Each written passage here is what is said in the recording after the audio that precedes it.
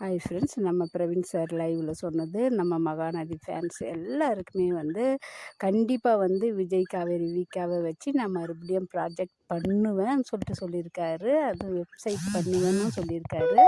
அது மட்டும் இல்லை, மகாநதி சீசன் டைமோ அல்லது டைரக்டரே பண்ண ஒத்துக்கின பிறகு கதை கிடைச்சா நான் மகாநதி 2வும் பண்ணுவேன். இதெல்லாம் கேட்கும்போது உண்மையிலேயே ரொம்ப ரொம்ப சந்தோஷம்.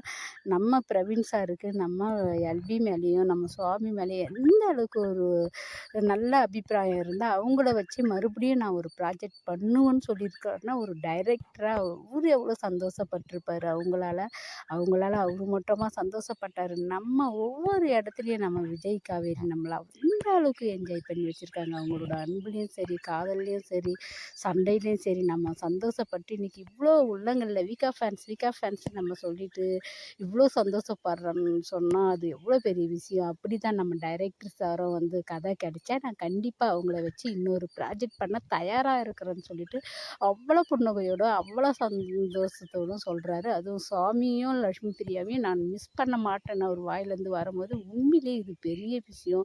எங்கள் வீக்கா ஃபேன்ஸுக்கெல்லாம் ஒரு ஹாப்பி தான் இது, குட் நியூஸ் தான் இது. உண்மையாக தீபாவளி இப்போ பொங்கல் கும்பிட்ற போல் எங்களுக்கு ஒரு குட் நியூஸ் கிடச்சிருக்குது. இது சீக்கிரத்தில் நம்ம வீக்காவை வச்சு ஒரு ப்ராஜெக்ட் வந்தால் நல்லாயிருக்கும். அல்லது மகாநதி 2 வந்தாலும் எங்களுக்கு ஓகே தான்.